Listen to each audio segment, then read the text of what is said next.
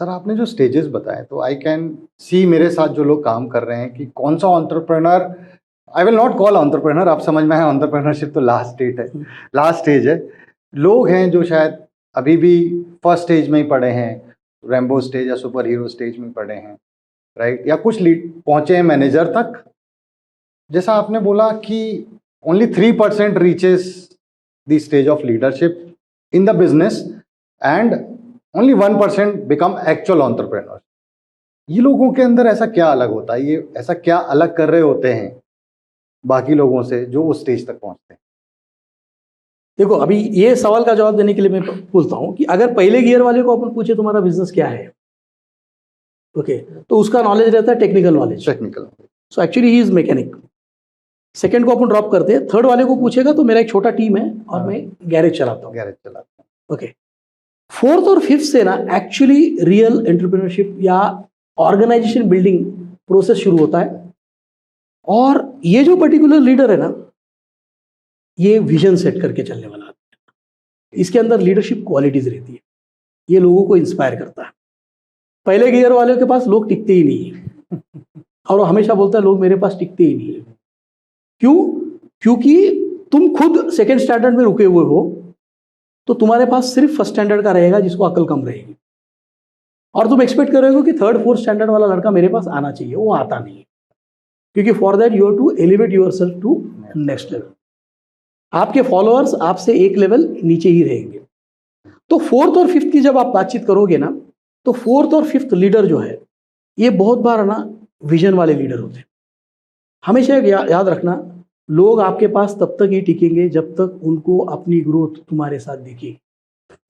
Very true. Okay, तो लोग अपने पास तब तक टिकेंगे जब तक उनको अपनी ग्रोथ, उनकी ग्रोथ अपने साथ दिखेगी। तो अपना सबसे पहला काम होता है उनको ग्रोथ दिखाना। उनको ग्रोथ दिखाने के लिए सबसे पहले मुझे ग्रोथ दिखनी चाहिए, ये भी जरूर। ओके। और उनको ग्रोथ दिखाने के लिए मुझे दिखनी चाहिए, और मैं जो ग्रोथ दिखता हूं उसी को जाने अनजाने में हम विजन बोलते हैं। ये लोग सीरियस एंटरप्रेन्योर होते हैं, ये ऑर्गेनाइजेशन बिल्डर होते हैं। इनको हर बार अगले लेवल अगले लेवल अगले लेवल पे जाने का रहता है। टेक्निकल कॉम्पिटेंसीज भी इंप्रूव करते हैं, क्योंकि बाकी सारी चीजें ना अपन पैसे से खरीद सकते हैं। And most important part is people part of the business. You need to develop people. You cannot hire and just take. Hiring is also option, but पहले दूसरे तीसरे चौथे गियर में उस तरह का टैलेंट इंटरव्यू पे नहीं आता, ओके। इसके लिए हम लोगों को पहले सेट करना पड़ेगा विजन, और विजन होना बहुत जरूरी है। विजन मतलब क्या? Seeing the invisible. आज हम लोग को आज का दिन देखना है तो आंखें खोलनी पड़ेगी, लेकिन अगर मुझे आज से 4 साल के बाद मेरी कंपनी किधर रहेगी ये अगर देखना है, तो मुझे आंख बंद करना पड़ेगा। और ये आंख बंद करके यहाँ पर मुझे एक जो भगवान ने आंख दिया है, अगर मैं आज से 4 साल 6 साल 8 साल 10 साल के बाद की कंपनी देख सकता हूं, उसको बोलते विजन। और वो जो तुमको दिखता है वो तुम तुम्हारे टीम के साथ जब शेयर करते हो तो उसको बोलते लीडर, ओके। और ये होना बहुत जरूरी है, ओके। लोगों को उनकी फ्यूचर, उनकी ग्रोथ अपने पास दिखना बहुत जरूरी है। एक एग्जांपल बोलता हूं, ओके। अभी समझो, अभी यहाँ पर बस स्टैंड जो है, वहां से 3 बसेस निकल रही है। एक भिलाई जा रही है, दूसरी बिलासपुर जा रही है, तीसरा यहाँ पर कौन सा और नजदीक का जगह है? दुर्ग जा रही है। दुर्ग जा रही है। एक धमतरी ले लेते हैं। हाँ, दुर्ग जा रही है। दुर्ग जा रही एक दुर्ग जा रही है, एक बिलासपुर जा रही है, और एक भिलाई ना, भिलाई जा रही है, ओके। आप बस स्टैंड चले गए, तीनों बसेस खड़े हैं। जिसको बिलासपुर जाना है वो कौन सी बस में बैठेगा? बिलासपुर, ओके। जिसको भिलाई जाना है वो कौन सी बस में बैठेगा? भिलाई। और जिसको तीसरा अपन ने लिया था क्या? दुर्ग जाना है वो कौन सी बस में बैठेगा? दुर्ग पे। अभी मैं आपको पूछता हूं, गर्मी बहुत है, मुझे दुर्ग जाना था, लेकिन है ना बिलासपुर की बस जो है ना वो एसी है तो मैं कौन सी बस में बैठूंगा? दुर्ग वाली बैठूंगा, बराबर, ओके।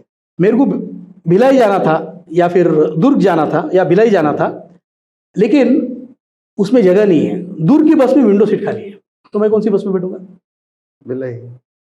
लोग उसी बस में बैठते हैं जिधर उनको जाना होता है,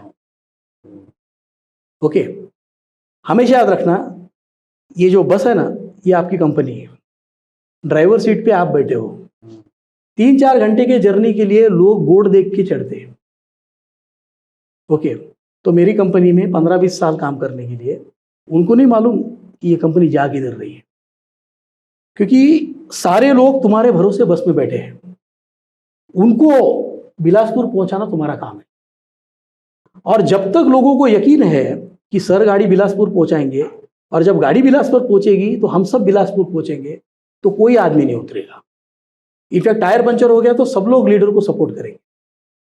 लेकिन सबको मालूम है कि ये बस बिलासपुर जा ही नहीं रही, या रायपुर के लास्ट मोड़ पे आने के बाद आप ये बोलते हो क्या करें, बिलासपुर जाए कि नहीं जाए। जब लोगों को डर आ गया कि ये बस नहीं जाएगी, तो लोग उतरते और दूसरी बिलासपुर जाने वाली बस ढूंढने को शुरू करते। और बहुत बार हम लोग बोलते कि मैंने लोगों को पगार भी दिया, ये भी दिया, वो भी दिया, फिर भी लोग टिकते नहीं। See, all solution to all the problems are in growth. Company की ग्रोथ में सारे सवालों के जवाब है, और ये विजन लगता है। ओके, शुरुआत होती है सपने से। शुरुआत होती है सपने से। सपने देखना बहुत जरूरी है। सपने ढेर सारे रहते हैं। सपना मतलब फर्स्ट क्रिएशन। हर चीज लाइफ में 2 बार बनती है। पहली बार ख्यालों में बनती है, दूसरी बार फिजिकली बनती है। गांव में मुझे बंगला बांधना है, ये पहले ख्याल आना पड़ेगा, फिर बंगला हो भी सकता है, नहीं भी हो सकता है। लेकिन गांव में बंगला होना चाहिए, ये ख्याल ही नहीं आया और गलती से बंगला बांध के हो गया। ऐसा कभी आपने सुना है? नहीं।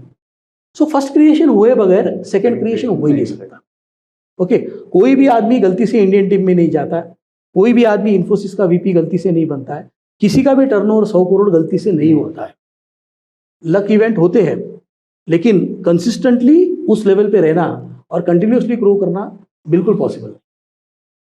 तो सपने ना ढेर सारे रहते हैं। इसमें से कुछ सपने अपने को बार बार आने शुरू होते हैं 35-40 के बाद।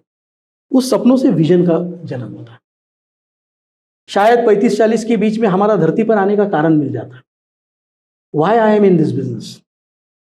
पैसा कमाना शुरू में हो सकता है, ओके, लेकिन एक लेवल पे आने के बाद है ना, एंटरप्रेन्योर के पास विजन होना, what I want to build, मैं धरती पर आया किस लिए हूँ, अगले जनरेशन को मेरे को क्या हैंड ओवर करके जाना है।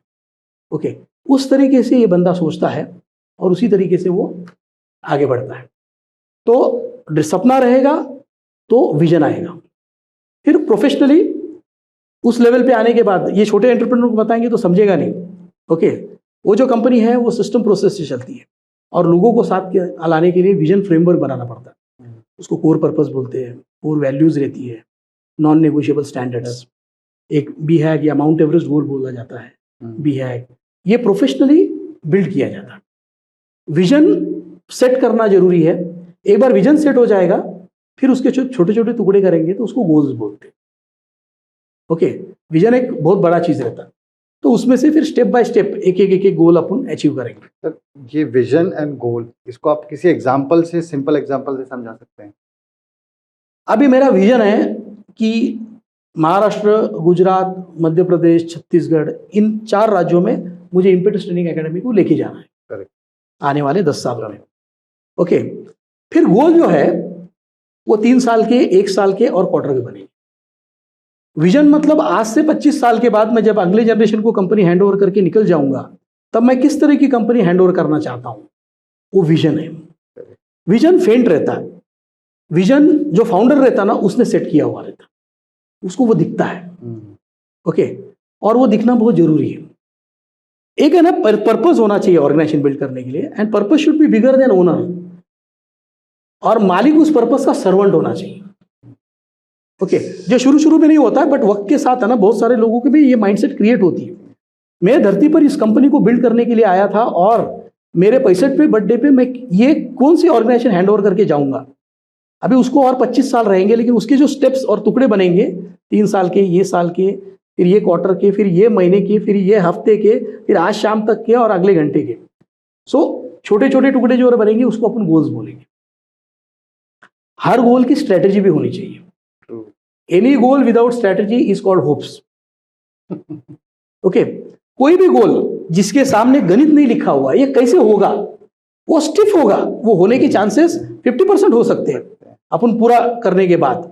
लेकिन वो कहीं ना कहीं पेपर पे डालना बहुत जरूरी है।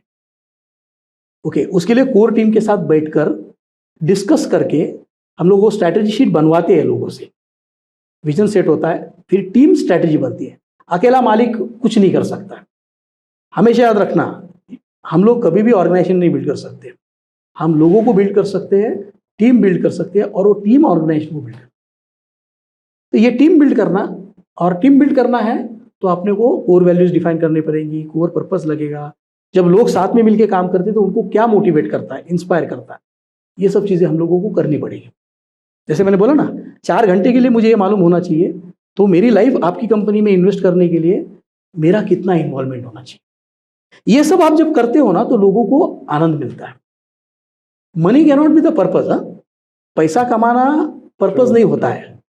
पैसा कमाते हैं, पैसा आता है, और आया हुआ पैसा बिजनेस में लगाया भी जाता है। ओके, सुपर हीरो के पास जब पैसा आता ना तो चौथे साल में वो घर लेता है और गाड़ी लेता है और उसकी जिंदगी अच्छी हो जाती है। एक्चुअली मेरा तो ख्याल है, जब पर्सनल सारी जरूरतें पूरी हो जाने के बाद 2-3 गाड़ियां भी हो गई, 1-2 घर भी हो गए, बच्चों को बढ़िया एजुकेशन भी हो गया, अभी बिजनेस करने के लिए कोई कारण ही नहीं बचता लोगों के पास। इसके लिए 7वें-8वें साल के बाद सबका दम निकल जाता। इसके लिए उस टाइम पे कोर पर्पस, कोर वैल्यूज में एंट्री करना बहुत जरूरी है। इसलिए उस स्टेज पे, मैनेजर स्टेज पे बहुत सारी कंपनियां स्टेगनेंट हो जाती हैं। उसी स्टेज में हम लोगों को ऑर्गेनाइजेशनल डेवलपमेंट प्रोग्राम शुरू करना पड़ेगा, और वहां से शुरुआत होती है। ओके, तो हम लोग थे स्ट्रैटेजी के ऊपर, और ये स्ट्रैटेजी बनाना, कोर टीम बिल्ड करना, ये सब होता है। और जब थे हम लोग बात कर रहे थे पैसा कमाना बहुत जरूरी है, बट पैसा कमाना can not be the purpose. खाना खाना जरूरी है। मैं खाना समझो 10 दिन नहीं खाऊंगा तो क्या होगा? कमजोर हूंगा थोड़ा सा, और क्या। और 10 दिन नहीं खाऊंगा तो और कमजोर हूंगा, आईसीयू में चला जाऊंगा। हाँ। और 10 दिन के बाद ऊपर चला जाऊंगा। हाँ। तो खाना खाना कितना जरूरी है? हाँ। तो मेरे को पूछो तुम जिंदा क्यों है, और तो मैं बोलूं मैं खाना खाने के लिए जिंदा हूं। नहीं, तो खाना खाना can not be the purpose of life. और जिसका खाना खाना पर्पस है ना, ओके, वो बीमारियों के चारों से घिरा रहेगा पूरा। सो पैसा कमाना इज नॉट पर्पस। बट जो एंटरप्रेन्योर बिजनेस शुरू करने के 8 साल के बाद भी पैसे के लिए काम करता है, उसका ऑर्गेनाइजेशन कभी बिल्ड नहीं होता। ओके, और फिर वो प्लान का, स्ट्रैटेजी का एग्जीक्यूशन, ये विजन है। ओके, तो एक पर्पस होना चाहिए। जैसे फॉर एग्जांपल हम लोग क्या करते हैं, पहले दूसरे 5-6 साल के बाद है ना, 5-6 साल बिजनेस किससे चलता है? पैशन, एंथुजियाज्म, जील, पागलपन, ज़्यादा घंटे काम करने की क्षमता, रिस्क लेने की क्षमता, इससे कंपनी शुरू होती है और एक पड़ाव पे आती है। लेकिन एक लेवल आने के बाद उनको leadership skills, man management skills, team building skills, जो एमबीए में सिखाया जाता है ना, ये सब स्किल्स की जरूरत रहती है। तो वो लोग अपना धंधा छोड़ के 15,000 घंटे इन्वेस्ट करके ये सब पढ़ाई नहीं कर सकते, और ये करते बैठेंगे तो वो बंद हो जाएगा। करेक्ट। इसके लिए मेरा पर्पस है, ये सब नॉलेज मैं एक्वायर करूंगा, और मोस्ट सिंपलेस्ट और इम्प्लीमेंटेबल फॉर्म में मैं उनको, जैसे थाली बना के देते आप सिर्फ खाओ, ये खा के उनके ऑर्गेनाइजेशन बिल्ड करने में हम लोग सहायता करते हैं। ये हुआ मेरा कोर पर्पस। वैसे आपको आपका कोर पर्पस को आइडेंटिफाई करना पड़ेगा, और वहां से फिर एक ऑर्गेनाइजेशन बिल्डिंग प्रोसेस शुरू होती है। ओके, तो आपका सवाल था चौथे और 5वें गियर में जाने के लिए क्या करना चाहिए। चौथे 5वें गियर में वही आदमी जाता है जिसने अपनी जिंदगी ऑर्गेनाइजेशन बिल्डिंग प्रोसेस के लिए इन्वेस्ट कर दी है। उसके पास 25 साल है, उसने आया हुआ पैसा सब कुछ इन्वेस्ट किया है। ओके, और वो ऑर्गेनाइजेशन बिल्डिंग प्रोसेस में इन्वॉल्व है, और उसी को लीडर मिलते हैं। बाकी के पास भटकते भटकते गलती से नौकरी नहीं करके इसके पास आ भी गया ना, तो जैसा पहला अपॉर्चुनिटी मिलता है लोग भाग जाते हैं। ट्रू। सो ये टैलेंट, ये सब चीजें, so you need to change. मैं ये नहीं बोलता कि शुरू में आपके पास ये होना चाहिए, शुरू में आप सर्वाइवल के ऊपर ध्यान दो। ओके, अपनी पर्सनल जिंदगी भी जियो, लेकिन कहीं ना कहीं तो एक वक्त आने के बाद आप पर्पस के लिए जीने को स्टार्ट करो। तो this is the answer for your question. तो एंटरप्रेन्योर बनना है तो अपने को ये लास्ट लेवल पे जाना जरूरी है।